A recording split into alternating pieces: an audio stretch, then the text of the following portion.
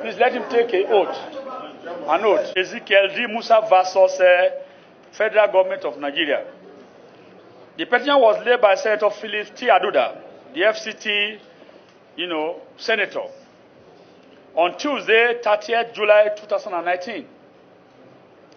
Mr. Ezekiel Dahatu Musa wrote against the Federal Government of Nigeria for the non-inclusion of FCT native in ministerial appointment since the current democratic dispensation.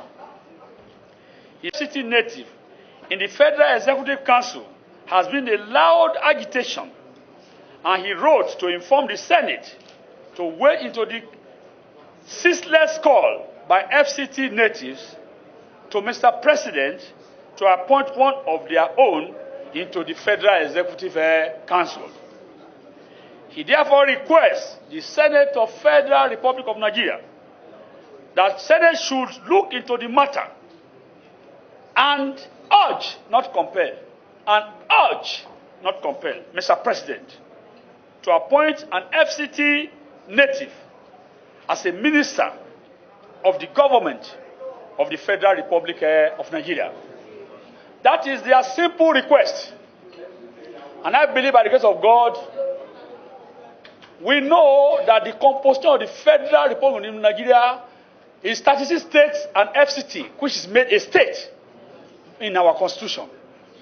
And by requirement of the provisions of the Constitution, every state must have a representative in the Federal Executive Council. This is therefore, call it an omission. And therefore, we will just listen to you briefly.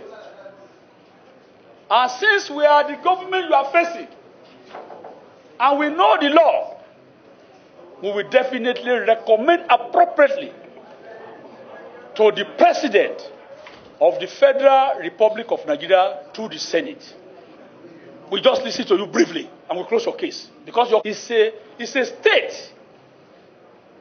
It's recognized as a state. And National Assembly are their legislators. We are your legislators in the FCT.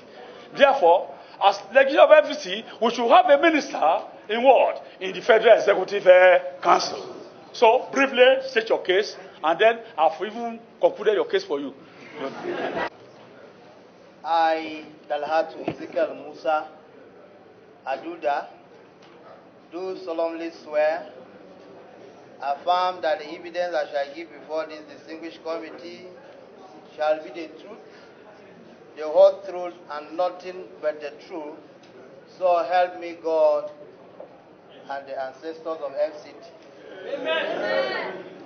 You have distinguished sir, you have done great job on our behalf. But let me quickly introduce my entourage. First among my entourage is the Senate Minority Whip, distinguished Senator Philip Tenimo Aduda, the FCT Senator. Entourage is Honorable Jiba Maika, the House of Representative member representing Amakambwari. Also in my entourage is Barrister Panya Baba, the hero of our time, the barrister who took this matter to court on our behalf. In my entourage, we have traditional rulers. I have the Councillors Forum here, represented by Honorable Baushe. I have from other youth leaders across the communities. I also have Dr. Aliu Baka, is a federal commissioner, is in this entourage, sir. So just to add to what you've said, the petition is already laid and you have copies. And even my today's submission, you already have copies. It's a matter that is well known, and so I won't bother you too much. But just to add, and after which I will also request that the barrister will add his voice immediately when I'm done, sir. Just to add, just as you said, during military regime, sir, we had Alhaji Ibn Mamman, General Mamman, sorry, sir. General Mamman was a minister during the military regime. But it's unfortunate that when we return to democratic government, since the advent of democratic governance in 1999, the FCT people have been excluded in the scheme of things as it concerns the ministerial nomination to be in the Federal Executive Council meeting. Sir, it is clear that Federal Executive Council meeting is the highest decision body. But it's unfortunate that anytime such meeting is going on, other Nigerians will sit and discuss issues that will first be implemented in the FCT without any FCT native there, to even help them with sensitive information. The security situation going around now in FCT, I'm sure, if any FCT native was there, he will be able to give cogent information on how to help issues.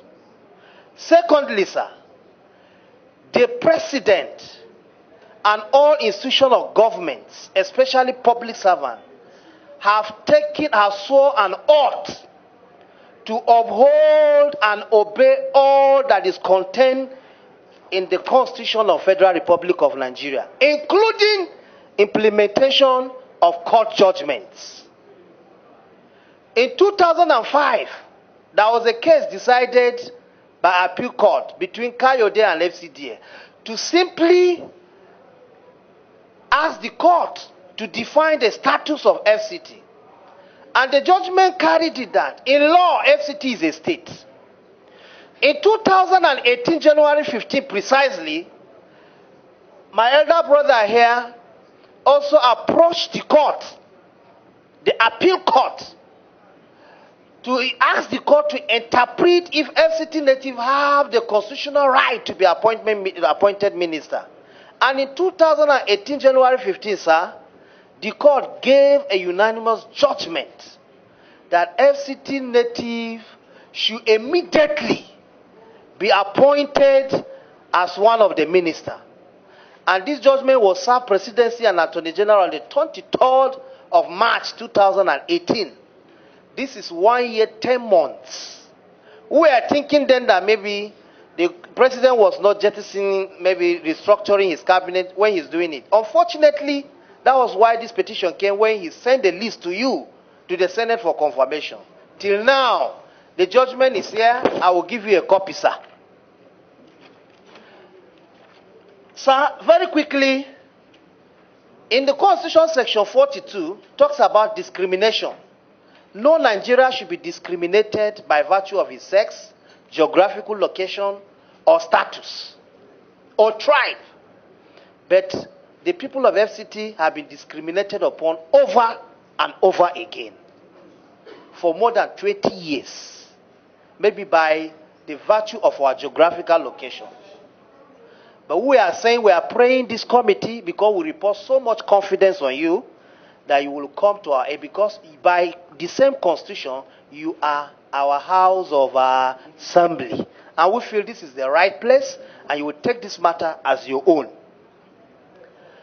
I'd like to also bring to your notice very quickly, sir, that the case between FCT people and federal government is clear. FCT people are saying there is a constitution, there is a court judgment, implement it, and follow the rule of law. And federal government is dwelling and acting on impunity and total disregard to rule of law.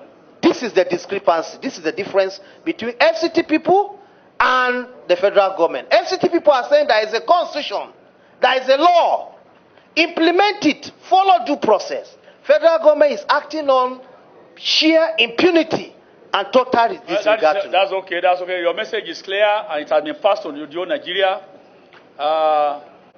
What I would advise is that submit the two judgments, Exhibit 1 and 2, to the committee.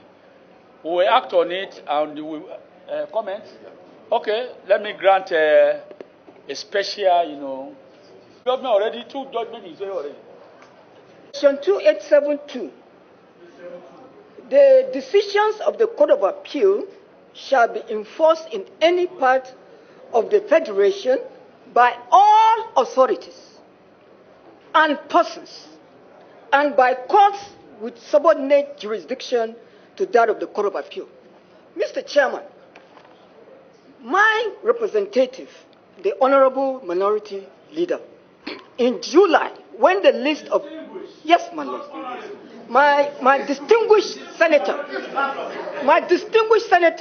and minority leader, minority whip of the Senate in July, around, I think it was the 10th or so, when the list was revealed at the Senate, did raise a point of order.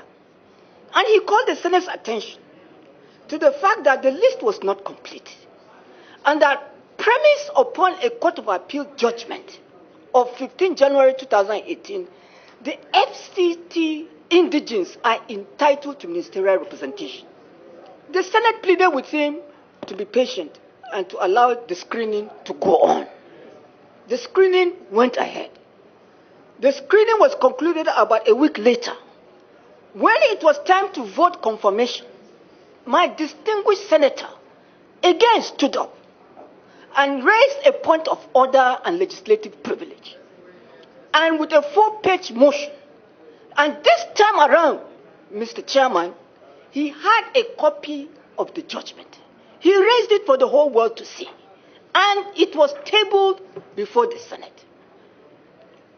What that means, Mr. Chairman, is that at that point, if the Senate was ignorant, if at all, of this court judgment, by virtue of Section 2872, the Senate is obligated, not discretionary, to enforce that judgment. And there was need for the Senate to stand down confirmation until the President sends the 37th name and nominee of the FCT in compliance with the Court of Appeal judgment. Okay. That did not happen. That is why we are here today. The law. Mr. Chairman, your 2 minutes has gone. I'm ending. Your 2 minutes has gone. I'm ending, sir. Okay. As I end, Mr. Chairman, you said his appeal was that to urge Mr. President, by the provisions of Section 287 and 7 other provisions of the Constitution, Mr. President is obligated to implement all laws, execute and maintain the Constitution of the Federal Republic of Nigeria. He is sworn by the oath of allegiance and the oath of office, the same 2 oaths you have sworn, to defend, preserve, and protect the Constitution of the Federal Republic of Nigeria. In addition, Mr. Chairman, the President is additionally obligated under oath to, in all circumstances, do right to all manner of people according to law, without ill will or favor or anyway. So, yes, so by virtue, my lord, Mr. Senate, the Senate, by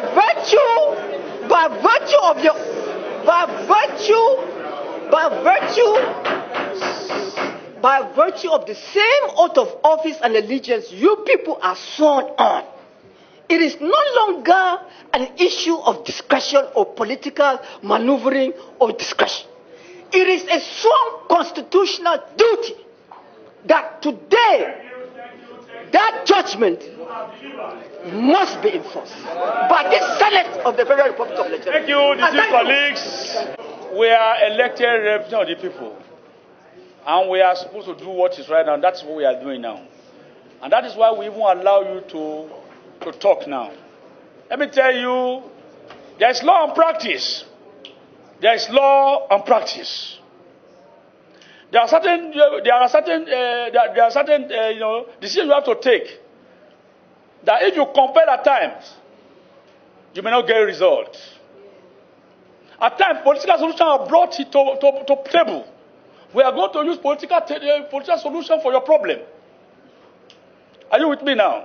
When we stand down, when the Senate minority whip was asked to stand it down for the conference to go on, you want Nigeria as a nation to stop working? We cannot. We believe your problem can be solved later. If we delay, if the president, if the Senate delay the confirmation of ministry today, then who will run your ministry? We are saying that come, you are right, Mr. President. We are going to bring all this in notice to Mr. President. We will still urge him. We will appeal to him. We know he is to defend the constitution. On the basis of that, they will give FCT their own minister. We are for you. You democratically elected us here. But when you compel, Nigerian president, one of the most powerful all over the world, he will tell you that he has not treated your paper. Your paper will be there till eternity. You only be making noise. And we executives, those of us in legislature, we are not court.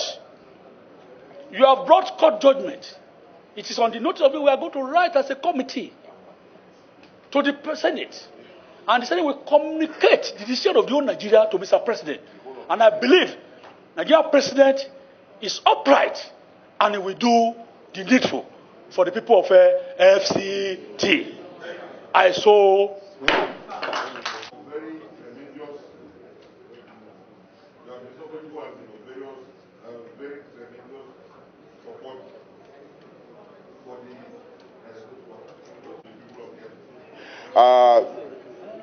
Mr. Chairman, when this petition was referred to you, and you do justice to this petition. This petition, like you rightly said, was referred. It might not have even been referred, but it was referred because the Senate will take a decision on this matter. If there was no referral, nobody will do anything about it. But referring it shows that the entire Senate, as the State House of Assembly of the FCT, will at another day take a decision where, if possible, the Senate President has said it times without number. He has come out to voice it. Even the security situation in FCT, I was part of when he called the IGP and all that to come, including DGSSS, including NSC, to discuss with them. So he has not lost the fact that he is the Speaker of the FCT as the Chairman of the National Assembly. So he's going to do what is right. What the chairman is saying, if you say urge, of course, the Senate President can take this report by hand. Maybe the President has not even seen this judgment. He has lots of documents before him. But if the Senate President, by luck, we have luck, and he takes this document, and because I'm a principal officer, I might even join someday with him, and then we'll discuss, and we'll give him this document, and the Senate President talks to him, and see reason why he will do it. I want to just say one thing for Nigerians to hear, and for Nigerians to know, and for everybody to understand. We're not saying, just like A.B. Mama, General Bagudu Mama was Minister of Interior, not FCT. The apprehension is that people think that we are coming, we want to be FCT minister. No. All we want is to be member of the Federal Executive Council, where decisions for Nigeria can be taken with us involved. But the issue of we want to be FCT minister, no problem, will be at the Federal Executive Council, where we'll also represent our people. This is very important and very paramount. Otherwise, anytime you bring up issues that we want representation at the Federal Executive Council, people become apprehensive. No. Any ministry you give us will be ready to work to showcase our potential. Then it's left for you to now post us to wherever you want to. So, Mr. Chairman, I thank you very much. This is in the right direction. Perhaps it is during your time that we'll get this ministerial thing, because it's been work in progress. We've been struggling. Some people would think that no, because APC government came, but from PDP government, we'll be talking about this. But I believe that it is work in progress, because Rome wasn't built in a day. All the world cities, all the various places you go, all the laws that are made, they were not made in one day. So it is, if you are not struggling, if you just wait one day and say that it will happen, you sit in your house, it will not.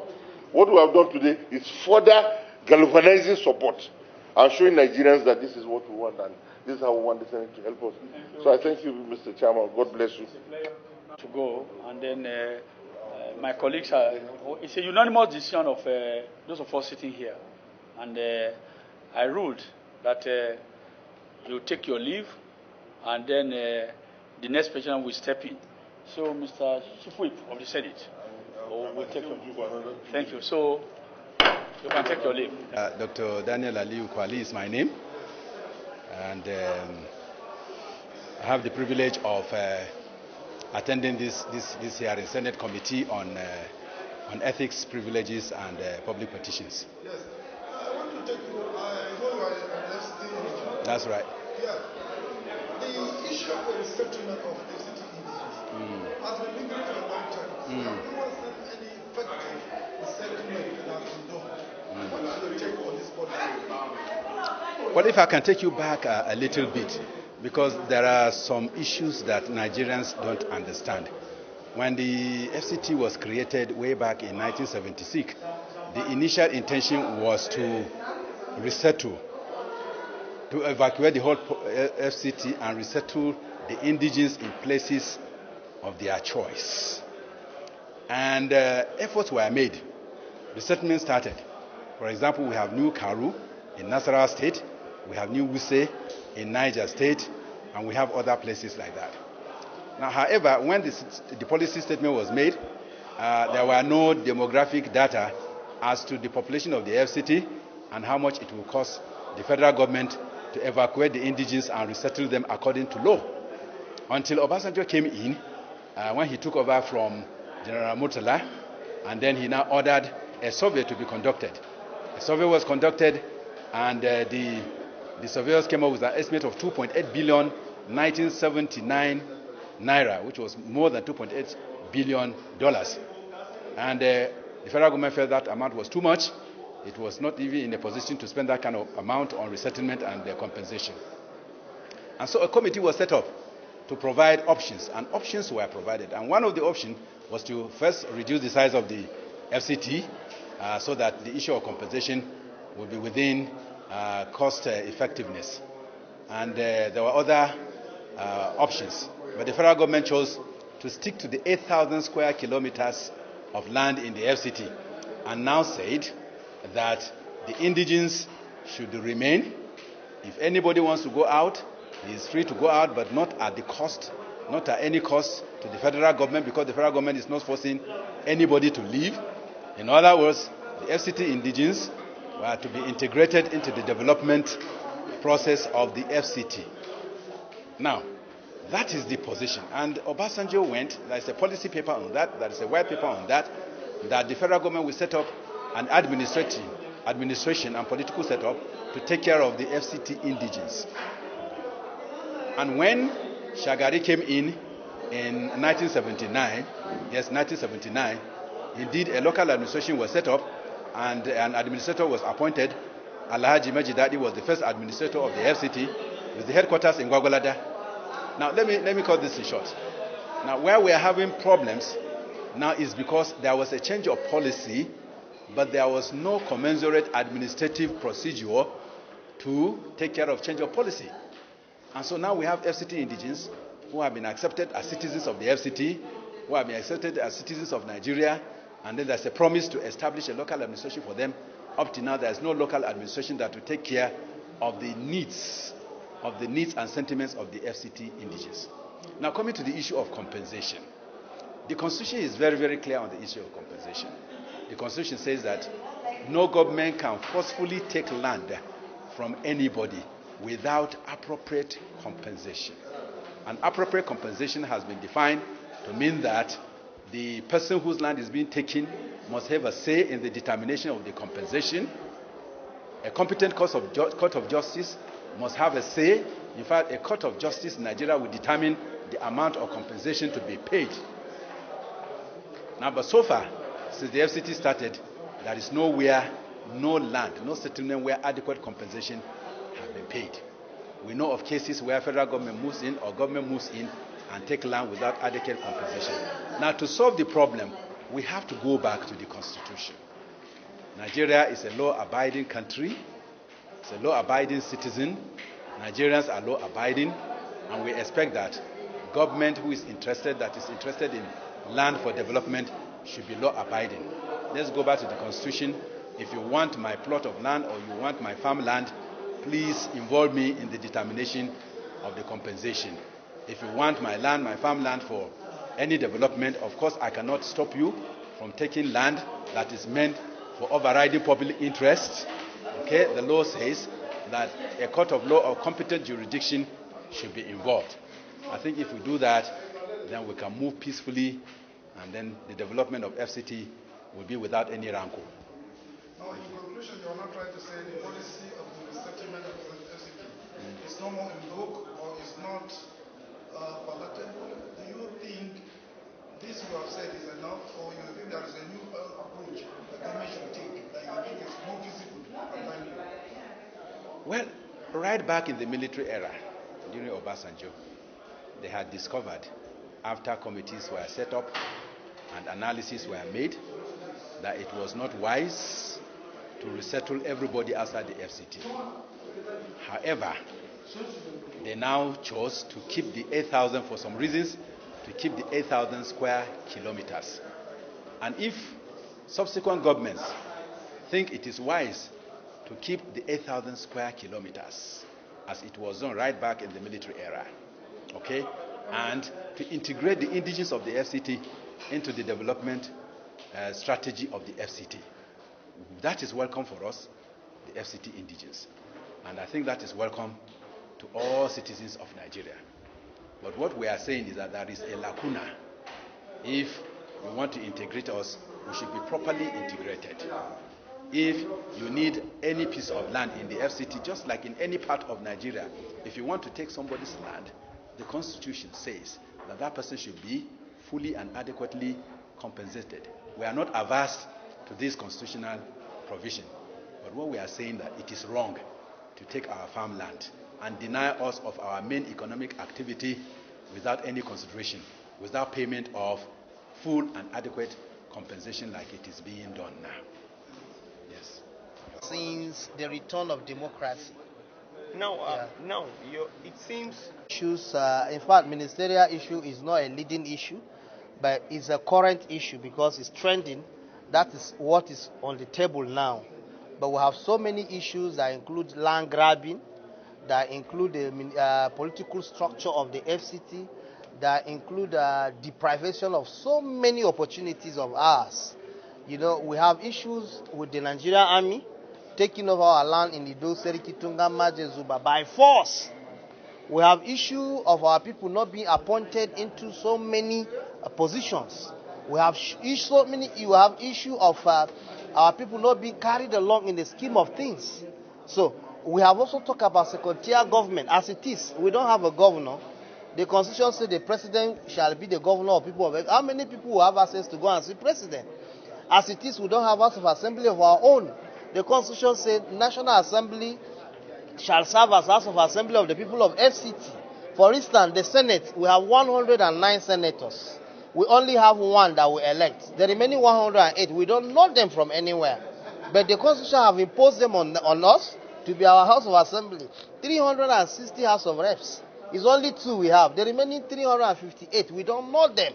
So there are so many issues bedeviling there. We have neglect of government presence in our communities. Today you hear kidnapping everywhere. It's as a result of total negligence of government in those communities. Some of these communities, you don't have access road, there is no light, there is no potable water, there is no schools. You know, they have just been abandoned as if they are not Nigerians. So many issues being enveloped as it concerns the people of the FCT. And all we are saying is that government should do the needful.